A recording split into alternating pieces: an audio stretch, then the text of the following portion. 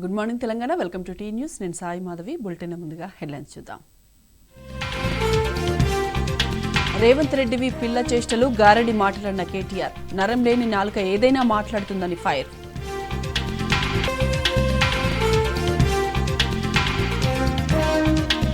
పూర్తి కాని ఇంటింటి సర్వే, మహారాష్ట్ర ఎన్నికల ఫలితాల ప్రభావం. రాష్ట్రంలో స్థానిక సంస్థల ఎన్నికలు మరింత ఆలస్యమయ్యే అవకాశం.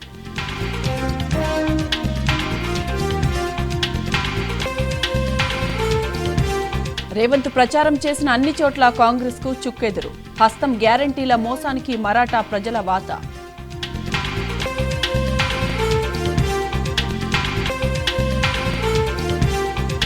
మహారాష్ట్రలో కాంగ్రెస్ కు ఘోర పరాభవం. ప్రభుత్వ ఏర్పాటుపై ఇవాళ బీజేపీ ఎల్పీ సమావేశం.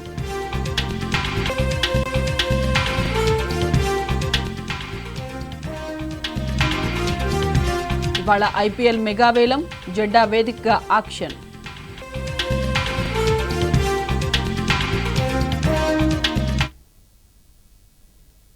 ఐపీఎల్ భారీ ఆక్షన్ రంగం సిద్ధమైంది. జెడ్డా వేదికగా జరిగే వేలం ఇవాళ రేపు 2 రోజుల పాటు జరగనుంది. ఈసారి 577 మంది ఆటగాళ్లు తమ అదృష్టాన్ని పరీక్షించుకోనున్నారు. 10 ఐపీఎల్ ఫ్రాంచైజీలు కీలక ప్లేయర్లను రిటైన్ చేసుకోగా మిగతా వారి కోసం పోటీ పడనున్నారు. ఈసారి వేలంలో Rishabh Pant, KL Rahul, Shreyas Iyer, Shami, Siraj, Buttler, Starc, Rabada, స్టాల్, ఇషాన్ కిషన్, హర్షదీప్ సింగ్తో పాటు ఎంతో మంది కీలక ఆటగాళ్లున్నారు. మరి వేలంలో వీళ్లను సొంతం చేసుకునేది ఎవరో, ఎవరికి ఎంత ధర పలుకుతుందో తెలవాలంటే కొద్దిసేపు ఆగాల్సిందే.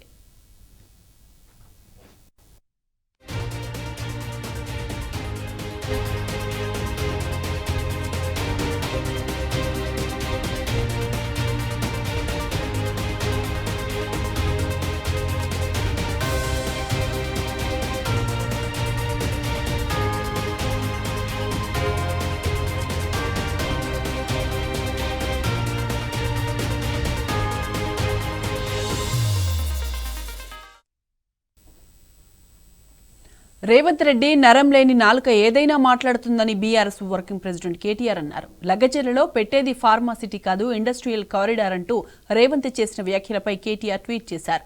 రేవంత్ రెడ్డిది నోరైతే నిజాలు వస్తాయని, అది మూసి అయితే మాయమాటలే వస్తాయని కేటీఆర్ అన్నారు.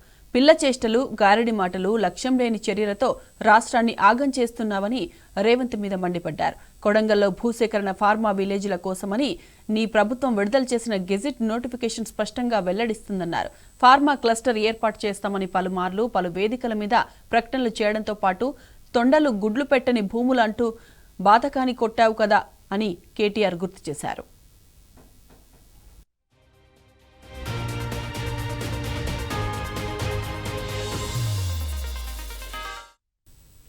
మీ అన్న తిరుపతి లగచెర్ల చుట్టుపక్కల గ్రామాలలో తిరిగి ప్రైవేటు సైన్యంతో, పోలీసు బలగాలతో కలిసి భూములు ఇవ్వాలని రైతులను బెదిరించలేదా అని ప్రశ్నించారు. ఎదురు తిరిగిన రైతుల మీద అక్రమ కేసులు పెట్టి జైళ్లకు పంపి అక్రమ నిర్బంధాలు, అణిచివేత కొనసాగించడం లేదా అని నిలదీశారు. ఇంత చేస్తూ ఇప్పుడు అక్కడ పెట్టేది ఫార్మాసిటీ కాదు, ఇండస్ట్రియల్ కారిడార్ అంటూ మాట మార్చి ఎవరిని పిచ్చోళ్లను చేస్తున్నావన్నారు. చెప్పేటోడికి వినటోడు లోకువా అన్నట్లు అబద్దాలతో అధికారంలోకి వచ్చిన నువ్వు అబద్దాలతోనే కాపురం చేస్తూ కాలం వెళ్లదీస్తున్నావని కేటీఆర్ ఎద్దేవా చేశారు.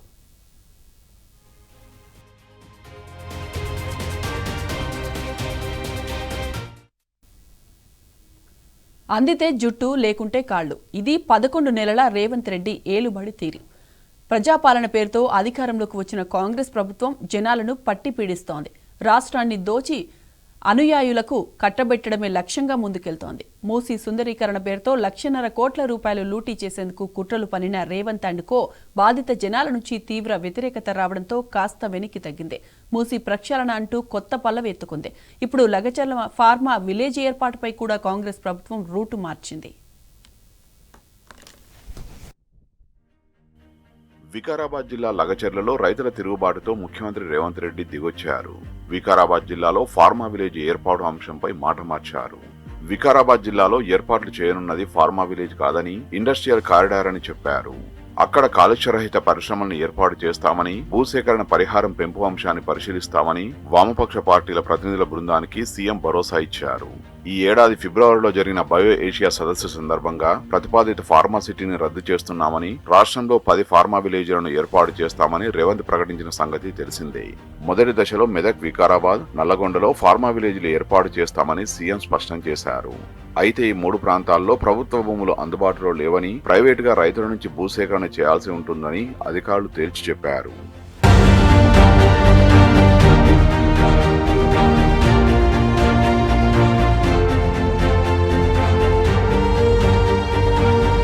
వికారాబాద్ జిల్లాలో ఫార్మా విలేజ్ ని ఏర్పాటు చేయాలని సీఎం పట్టుదలగా ఉండడంతో అధికారులు ఫార్మా పరిశ్రమల కోసం నోటిఫికేషన్ జారీ చేసి భూసేకరణ ప్రక్రియ చేపట్టారు.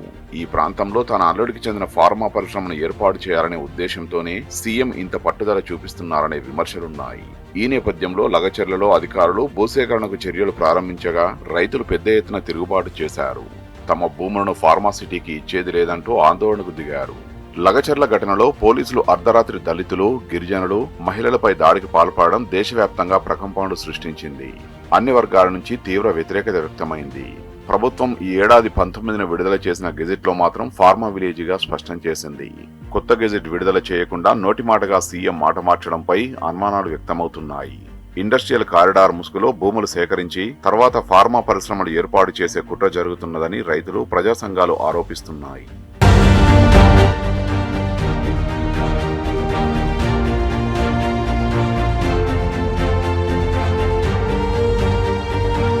ఫార్మా సిటీ అయినా, ఇండస్ట్రియల్ కారిడార్ అయినా భూసేకరణ చేయకుండా ఏర్పాటు చేసే అవకాశం లేదు. ఒకవేళ ప్రభుత్వ భూములు అందుబాటులో ఉంటే తప్ప రైతుల నుంచి భూసేకరణ చేయకుండా పరిశ్రమల స్థాపనకు అవకాశమే లేదని పరిశ్రమ వర్గాలు చెబుతున్నాయి. ఫార్మా సిటీకి సరిపడా ప్రభుత్వ భూమి అందుబాటులో లేనందునే అధికారులు భూసేకరణకు తెరలేపారు. కొడంగల్లో దొరల సీలింగ్ భూములు 1156 ఎకరాలు పడావుగా ఉన్నాయని, వాటిని పరిశ్రమల కోసం తీసుకునే అంశాన్ని పరిశీలించాలని వామపక్షాలు సీఎంకు సూచించాయి. కాగా సీఎం మాత్రం భూసేకరణకు నష్టపరిహారం పెంచే అంశాన్ని పరిశీలిస్తామని చెప్పడం గమనార్హం. దీనిని బట్టి పరిశ్రమల కారిడార్ కోసం సీఎం భూసేకరణ చేయించేందుకే పట్టుదలగా ఉన్నట్టు స్పష్టమవుతున్నది. వామపక్షాలు సూచిస్తున్నట్టుగా ప్రభుత్వం సీలింగ్ భూములను తీసుకుంటుందా, రైతుల నుంచి భూములను సేకరించేందుకు మొగ్గు చూపుతుందా అనేది రానున్న రోజుల్లో తేలిపోతుంది. బీఆర్ఎస్ ప్రభుత్వం ప్రతిపాదించిన ముచ్చర్ల ఫార్మా సిటీ ప్రాజెక్టును రద్దు చేస్తున్నట్లు సీఎం ప్రకటించడం కాంగ్రెస్ సర్కారుకు తలపోటుగా మారింది. ఆ భూముల్లోనే ఫార్మా సిటీని యథాప్రకారం అమలు చేసి ఉంటే ఈ పరిస్థితి వచ్చేది కాదనే అభిప్రాయం వ్యక్తమవుతున్నది. రేవంత్ సర్కార్కు వ్యతిరేకంగా లగచెర్ల రైతుల పోరాటం సాగుతోంది. తమ భూములను అక్రమంగా గుంజుకునేందుకు ప్రయత్నించిన ప్రభుత్వంపై రైతులు కన్నెర్ర చేశారు. గిరిజన రైతులపై అమానుష దాడికి పాల్పడిన కాంగ్రెస్ ప్రభుత్వంపై జాతీయ స్థాయిలో నిరసన వ్యక్తం చేశారు. దాడి విషయాన్ని జాతీయ మానవ హక్కుల కమిషన్ దృష్టికి తీసుకెళ్లారు.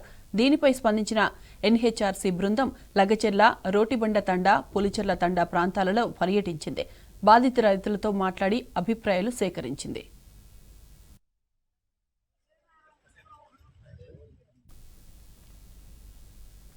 కాంగ్రెస్ పాలన ప్రజలకు వ్యతిరేకంగా సాగుతోందని బీసీ కమిషన్ మాజీ సభ్యులు బీఆర్ఎస్ నేత శుభ్రత్ పటేల్ ఫైర్ అయ్యారు. కాంగ్రెస్ ఇచ్చిన ఏ ఒక్క హామీ అమలవుతలేదని నిప్పులు జరిగారు. లగచెర్ల ఘటనలో బీఆర్ఎస్ ను బదనాం చేసేందుకు రేవంత్ సర్కారు కుట్ర పన్నిందని విమర్శించారు.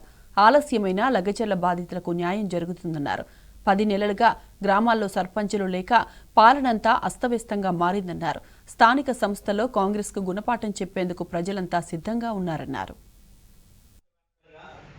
సంచలనమైనటువంటి లగచెర్లకు సంబంధించింది మొత్తం కూడా ఇక ఒక్క సురేష్ అనే ఒక వ్యక్తిని చూపించుకుంటూ మొత్తం ఇది బీఆర్ఎస్ పార్టీ కుట్ర పన్నిందని చెప్పడం సమంజసం కాదు. ఇప్పటి వరకు కూడా కాంగ్రెస్ పార్టీకి సంబంధించిన వాళ్ళని ఎవరు అరెస్ట్ చేయలేదు. కాంగ్రెస్ పార్టీ నుండి ఎవరు వచ్చినా కానీ ఆడ ఎంట్రీ ఉంది. ప్రజా సంఘాల వాళ్ళని, గిరిజన సంఘ నాయకులను కూడా కొనియలేరు. ఇట్లా ప్రజాపాలన అని చెప్పినటువంటి రేవంత్ రెడ్డి ప్రజా వ్యతిరేక పాలన జరుగుతుంది.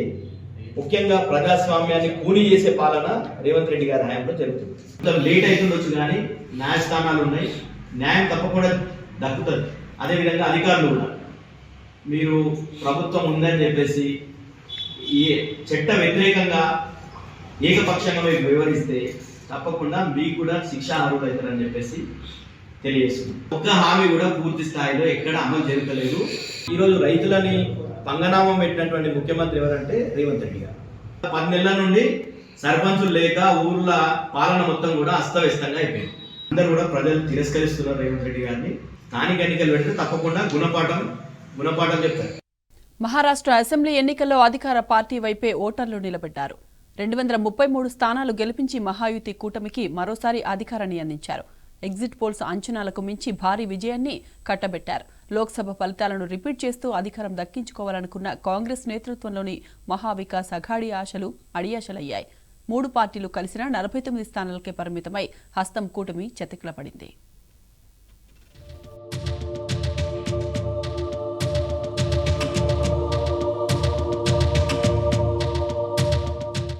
మహాయుతికి మహారాష్ట్ర ప్రజలు జైకొట్టారు. హోరాహోరీ అనుకున్న పోరులో ఏకపక్ష విజయాన్ని కట్టబెట్టారు. 288 నియోజకవర్గాలకు గాను 233 స్థానాల్లో గెలిపించి మళ్లీ అధికారంలో కూర్చోబెట్టారు. కాంగ్రెస్ నేతృత్వంలోని మహావికాస్ అఘాడీకి దారుణ ఓటమిని మిగిల్చారు. లోక్సభ ఫలితాలను పునరావృతం చేసి రాష్ట్రంలో అధికారాన్ని కైవసం చేసుకోవాలనుకున్న అఘాడీ కేవలం 40 స్థానాలకే పరిమితమైంది. 101 స్థానాల్లో పోటీ చేసి కూటమిలో పెద్దన్న పాత్ర పోషించాలనుకున్న కాంగ్రెస్ కు ఘోర పరాభవం ఎదురైంది. పార్టీ అతి కష్టం మీద కేవలం 15 స్థానాలనే గెలుచుకుంది. మాజీ ముఖ్యమంత్రులు ఉద్దవ్ ఠాక్రే, శరద్ పవార్ కు ఎన్నికల ఫలితాలు రాజకీయంగా కోలుకోలేని దెబ్బ కొట్టాయి. మహాయుతి హచాలో చిన్న పార్టీలు పెద్దగా ప్రభావం చూపలేకపోయాయి. ప్రతిపక్షంలో ఏ పార్టీకి 10% సీట్లు దక్కకపోవడంతో అసెంబ్లీలో ప్రతిపక్ష హోదా కూడా సాధించలేకపోయాయి.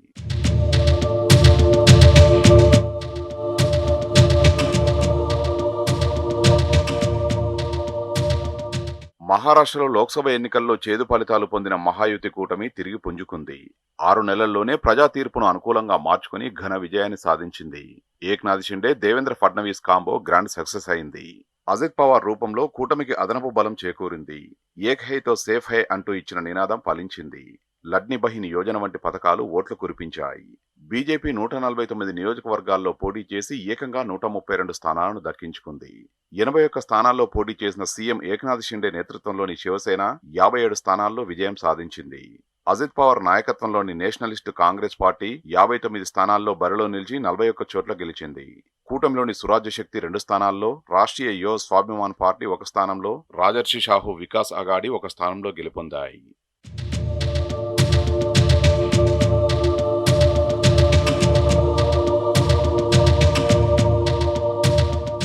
మరాఠా ఓటర్లు మహావికాస్ అఘాడీకి ఘోర ఓటమిని కట్టబెట్టారు. కాంగ్రెస్ నేతృత్వంలోని ఈ కూటమి ఇచ్చిన హామీలను జనం నమ్మలేదు. లోక్సభ ఎన్నికల్లో 48 స్థానాలకు గాను 30 స్థానాలు ఇచ్చి జైకొట్టిన ఓటర్లే ఇప్పుడు ముఖం చాటేశారు. దీంతో 288 స్థానాలకు గాను కేవలం 49 స్థానాలకు కాంగ్రెస్ కూటమి పరిమితమైంది. కాంగ్రెస్ 101 స్థానాల్లో పోటీ చేసినా కేవలం 16 స్థానాలనే దక్కించుకుంది. ఉద్దవ్ శివసేన పార్టీ 95 స్థానాల్లో బరిలో నిలిచి కేవలం 20 స్థానాలను గెలుచుకుంది. 86 చోట్ల పోటీ చేసిన శరద్ పవార్ పార్టీ ఎన్సీపీ 10 స్థానాల్లో విజయం సాధించింది. ఇక సమాజ్వాదీ పార్టీ 2 స్థానాలను, పీడబ్ల్యూపీఐ 1 స్థానాన్ని గెలుచుకున్నాయి. మహాయుతి కూటమి హవాలో చిన్న పార్టీలు సైతం కొట్టుకుపోయాయి. రాజ్ ఠాక్రే నేతృత్వంలోని ఎంఎన్ఎస్ 125 స్థానాల్లో, ప్రకాష్ అంబేడ్కర్ నాయకత్వంలోని వీబీఏ 200 నియోజకవర్గాల్లో పోటీ చేయగా ఒక్కచోట విజయం సాధించలేదు. 17 స్థానాల్లో పోటీ చేసిన ఎంఐఎం మాలేగావ్ సెంట్రల్ స్థానంలో మాత్రమే 75 ఓట్ల స్వల్ప మెజారిటీతో విజయం సాధించింది.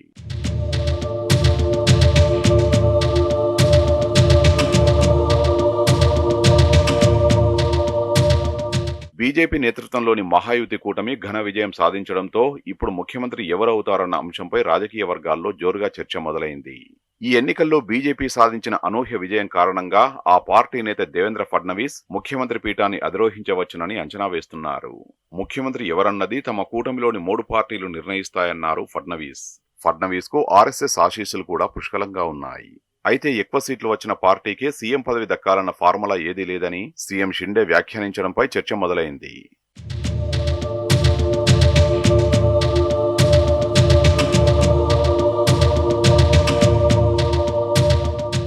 శివసేన, ఎన్సీపీ భవిష్యత్తుపైన ఆయా పార్టీల ఓటర్లు ఈ ఎన్నికల ద్వారా స్పష్టతనిచ్చారు. శివసేనను చీల్చి అధికారం చేపట్టిన ఏక్నాథ్ షిండేకు, ఎన్సీపీని చీల్చిన అజిత్ పవార్ కు జైకొట్టారు. తమనే అసలైన పార్టీలని ఇప్పటికే కోర్టులో నిరూపించుకున్న ఈ ఇద్దరు నేతలు ఇప్పుడు ప్రజామోదాన్ని సైతం పొందినట్టయింది. 5 దశాబ్దాలుగా మరాఠా రాజకీయాల్లో కీలకంగా నిలిచిన ఠాక్రే కుటుంబం, శరద్ పవార్ కు ఈ ఫలితాలు చేదు జ్ఞాపకాన్ని మిగిల్చాయి. ఈ ఎన్నికల్లో ఇద్దరు నేతల ప్రభావం కనిపించలేదు. పార్టీల్లో తిరుగుబాట్ల వల్ల ప్రజా సానుభూతిని వీరు పొందలేకపోయారు.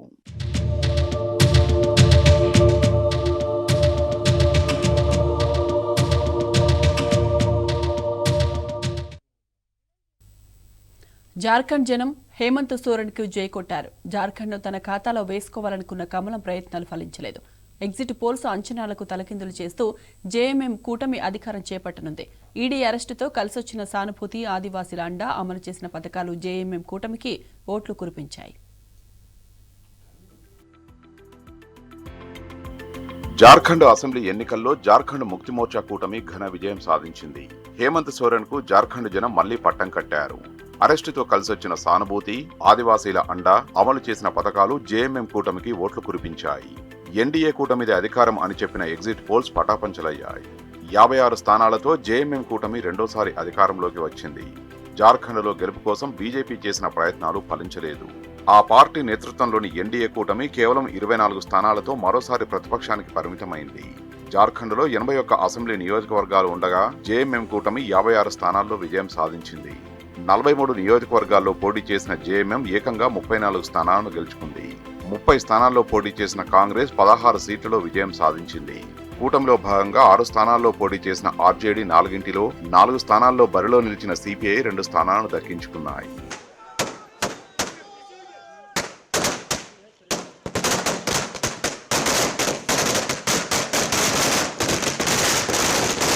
గత 5 ఏళ్లలో జేఎంఎం ప్రభుత్వం అమలు చేసిన పథకాలు ఓట్లు కురిపించాయి. ఎన్నికలకు ఏడాది ముందు హేమంత్ సోరెన్ను అరెస్టు చేయడం ఆయన పట్ల సానుభూతిని పెంచింది. ముఖ్యంగా ఆదివాసీ ఓటర్లు హేమంత్కు ఏకపక్షంగా అండగా నిలిచారు. అందుకే రాష్ట్రంలో 28 ఎస్టీ రిజర్వ్డ్ నియోజకవర్గాలు ఉంటే జేఎంఎం కూటమి ఏకంగా 27 స్థానాలను కైవసం చేసుకుంది. జేఎంఎంకు సంప్రదాయ ఓటు బ్యాంకు అయిన గిరిజనులు, ముస్లింలు, క్రైస్తవులకు తోడుగా నెలకు 2500 రూపాయలు ఇస్తామనే హామీకి ఆకర్షితులైన మహిళలు ఈ భారీ విజయాన్ని కట్టబెట్టారు. జార్ఖండ్లో అధికారం ఖాయమనుకున్న బీజేపీకి పరాభవం ఎదురైంది. బీజేపీ నేతృత్వంలోని ఎన్డీఏ కూటమి కేవలం 24 స్థానాలకే పరిమితమైంది. 68 స్థానాల్లో పోటీ చేసిన బీజేపీ 21 స్థానాల్లోనే విజయం సాధించింది. 10 నియోజకవర్గాల్లో పోటీ చేసిన ఏజేఎస్యూ పార్టీ 1 స్థానాన్ని, 2 స్థానాల్లో పోటీ చేసిన జేడీయూ 1 స్థానాన్ని గెలుచుకోగా పోటీ చేసిన 1 స్థానాన్ని ఎల్జేపీ కైవసం చేసుకుంది. ప్రధాని మోదీ, కేంద్ర హోంమంత్రి అమిత్ షా పెద్ద ఎత్తున ప్రచారం చేసిన, అస్సాం సీఎం ఎన్నికల బాధ్యత తీసుకుని పనిచేసిన బీజేపీకి చేదు ఫలితాలే మిగిలాయి. ఆ పార్టీ ప్రధానంగా ప్రచారం చేసిన బంగ్లాదేశ్ చొరబాటుదారుల అంశాన్ని గ్రామీణ జనం పట్టించుకోలేదు. సీఎం హేమంత్ సోరెన్ పై చేసిన అవినీతి ఆరోపణలు వికటించాయి. జేఎంఎం నుంచి వలసొచ్చిన నేతలకు పెద్దపీట వేయడం, హేమంత్ సోరెన్తో సరితూగే ఆదివాసీ నేతలను ముఖ్యమంత్రి అభ్యర్థిగా చూపలేకపోవడం బీజేపీని పరాజయం వైపు నడిపించాయి.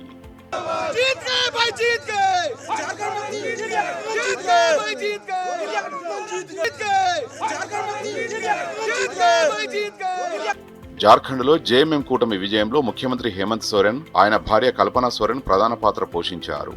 వీరి మ్యాజిక్ కు జార్ఖండ్ జనం ఫిదా అయ్యారు. హేమంత్ అరెస్ట్ అయినప్పుడు ప్రత్యక్ష రాజకీయాల్లోకి వచ్చిన కల్పన ఏడాదిలోనే పార్టీలో కొత్త జనాకర్షక నాయకురాలిగా అవతరించారు. దాదాపు ఆమె 200 ర్యాలీలకు హాజరయ్యారు.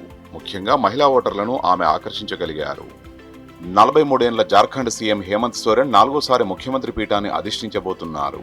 తండ్రి శిబు సోరెన్ వారసత్వం కలిసొచ్చినా ఆయన రాజకీయ ప్రయాణం మాత్రం ముళ్లబాటగానే సాగింది. అన్న దుర్గా అకాల మరణంతో ప్రత్యక్ష రాజకీయాల్లోకి వచ్చిన హేమంత్ 2009లో రాజ్యసభ ఎంపీ అయ్యారు. 2010లో బీజేపీ సర్కార్లో డిప్యూటీ సీఎం పదవి అందుకున్నారు. 2013లో కాంగ్రెస్ ఆర్జేడీ మద్దతుతో 38 ఏళ్ల వయసులోనే తొలిసారి సీఎం అయ్యారు. అయితే 2014లో అనూహ్యంగా అధికారం చేజారిపోయింది. 2019 ఎన్నికల్లో గెలిచి రెండోసారి సీఎం అయ్యారు. జనవరి 31న ఆయన్ను ఈడీ అరెస్టు చేసింది. అరెస్టుకు ముందే ఆయన సీఎం పదవికి రాజీనామా చేశారు. 5 నెలల జైలు జీవితం తర్వాత విడుదలై మరోసారి సీఎం పదవిని అందుకున్నారు. ఇప్పుడు 4వసారి సీఎం కాబోతున్నారు.